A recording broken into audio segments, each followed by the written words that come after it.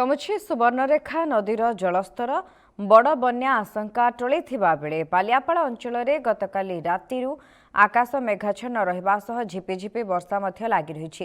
तेबे सुवर्णरेखार उपरमुंड झारखंड तथा मयूरभंज जिले में लगाण वर्षा जोगु सुवर्णरेखा नदी में बन्या आशंका देखा देइथिला। फଳରେ प्रशासन सतर्क रहिबा सह तळीय अंचल बालियापाड़ ब्लॉकर लोकंकु सतर्क रहिबा पई परामर्श दिया जाइथिला।